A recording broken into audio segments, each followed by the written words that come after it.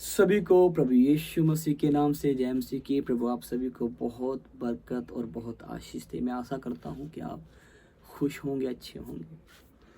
तो मैं कुछ वचन को पढ़ना चाह रहा हूँ आपके लिए। तो इसके लिए सबसे पहले मैं प्रार्थना करूँगा, तब हम परमेश्वर के कलाम में जाएंगे तो हम अच्छी तरह से समझ पाएंगे। आइए हम प्रार्थना करेंगे। पहले पिता, मैं आपके नाम को महिमा देता हूँ, आदर देता हूँ, आपके सम्मुख होता हूँ। प्रभु मुझे ब्लेस करें, आशीष दें।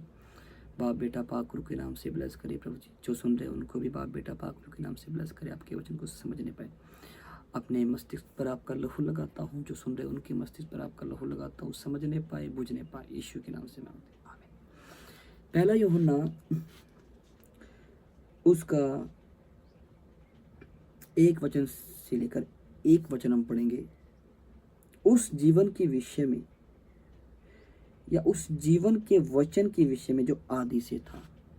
हालेलुया। उस जीवन के वचन के विषय में जो आदि से था।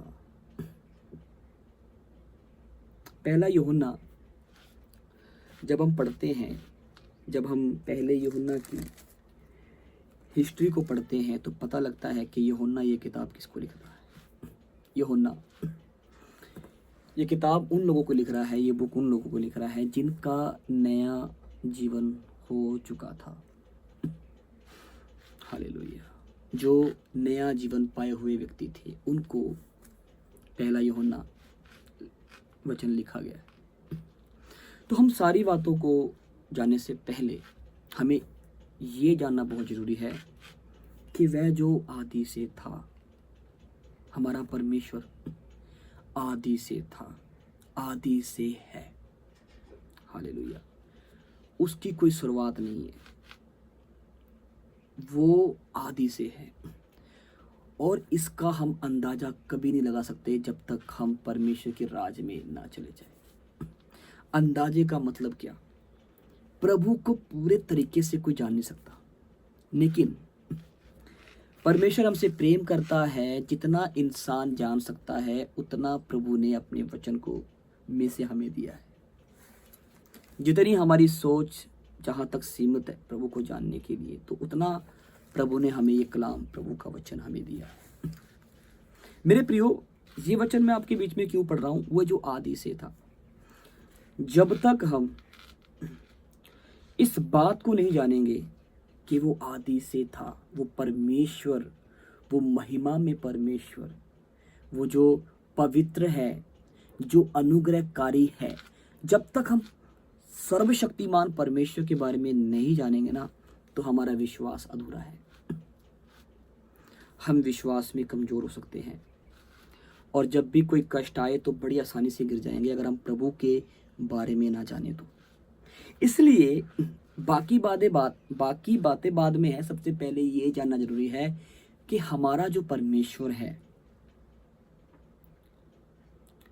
वो कैसा दिखता है, वो कैसा है। दिखने का मतलब ये नहीं है, आप ये मत समझना कि मैं ये कह रहा हूं कि परमेश्वर एक बॉडी है। नहीं, हमें परमेश्वर के गुणों के बारे में जानना जरूरी है। हमें परमेश्वर के बारे में जानना जरूरी है। जब तक हम उस महान अद्भुत युक्ति करने वाले परमेश्वर, जो अद्भुत रोशनी से भरा है, जब तक हम उसे नहीं जानेंगे तब तक हमारा विश्वास अधूरा है। मैं इस बात को कैसे बयां करूं आपके बीच में? मेरे प्रियो, एक आपको थोड़ा सा एग्जाम्पल देता हूं। तारों को देखिए कि उनमें कितनी चमक होती है। हालेलुया। और हम पृथ्वी से कितने नीचे हैं, और जब हम तारों को देखते हैं तो कितनी चमक उनकी दिखती है। आप देखना, जब आप रात को सोएंगे बाहर तो देखना कि सब लाइट बंद हो जाएगी, लेकिन तारे जब टिमटिमाते हैं तो रोशनी कितनी हो जाती है। सूरज को देखिए, आप चांद को देखें कि उसमें कितनी रोशनी है, कि इतना नीचे इंसान रहता है तब भी रोशनी में कर देते हैं। लेकिन परमेश्वर इनकी रोशनियों से भी कई गुना ज्यादा। इनकी रोशनी कुछ भी नहीं है। हालेलुया। मेरे प्रियो, सूरज की अग्नि देखिए आपने कितनी होती है। सूरज भी परमेश्वर के सामने अंधेरा दिखता है, अब आप अंदाजा लगा ले कि परमेश्वर कितना महिमा से भरा हुआ है, और हम उस परमेश्वर की सेवा करते हैं जो महान है, जो अद्भुत है। हालेलुया।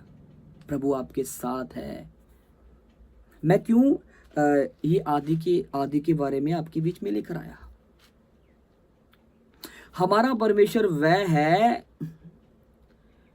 जो खत्म कर सकता है लेकिन कभी खत्म नहीं हो सकता। आकाश, पृथ्वी, ब्रह्मांड सब तबाह हो जाएगा, सब खत्म हो जाएगा, लेकिन वचन बना रहेगा। हालेलुया।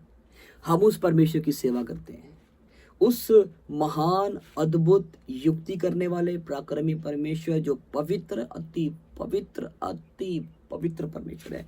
हम उसकी सेवा करते हैं। ये बात जानना बहुत जरूरी है हमारे लिए।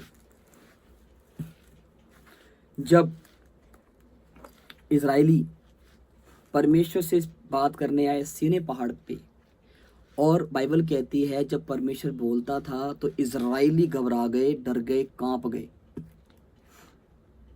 कि मूसा को बोला परमेश्वर को कहे कि वो ना बोले, हमसे सहा नहीं जा रहा, वो इतना पवित्र परमेश्वर है। लेकिन मूसा को कोई दिक्कत नहीं हो रही, मूसा को कोई प्रॉब्लम नहीं हो रही। क्यों नहीं हो रही? क्योंकि मूसा जान चुका है कि जिस परमेश्वर को मैं मानता हूँ, जानता हूँ, वो परमेश्वर अद्भुत है, महान है। मेरा परमेश्वर आदि से है। मेरे प्रियो, वो अनंत काल का जीवन, वो महिमा से भरा जीवन मूसा के अंदर आ चुका था। मैं ये बातें आपको इसलिए बता रहा हूँ कि आज हम देखते हैं कि माहौल कितना बिगड़ चुका है, और इन माहौल में बहुत से लोग डर रहे हैं, थरथरा रहे हैं, कांप रहे हैं। लेकिन मैं ये बातें आपके बीच में इसलिए लेकर आ रहा हूँ कि हमें डरने की ज़रूरत नहीं है, हमें कांपने की ज़रूरत नहीं है, बल्कि हमें अपने देश के लिए प्रार्थना करने की ज़रूरत है, अपने देश की फौजियों के लिए प्रार्थना करने की ज़रूरत है, अपने देश के प्रधानमंत्रियों के लिए प्रार्थना करने की ज़रूरत है। हमें प्रार्थना करने की ज़रूरत है हर व्यक्तियों के लिए, हर उन व्यक्तियों के लिए जो हमारे भारत देश में रहते हैं। हमें परमेश्वर ने योद्धा ठहराया है, और कौन सा योद्धा? प्रार्थना करने का योद्धा ठहराया है। हालेलुया। अगर हम ही कांप गए, हम ही डर गए, तो जो प्रभु को नहीं जानते, जो रोशनी में नहीं है, जो उजाले में नहीं है, उनको कौन मोटिवेट करेगा? उनको कौन उठाएगा? बाइबल कहती है परमेश्वर ने हमें ज्योति कहा है, हमें रोशनी कहा है, और हमारा काम अंधकार से में पड़े हुए लोगों को, जो अंधकार में पड़े हैं, उनको रोशनी में लेकर आना है।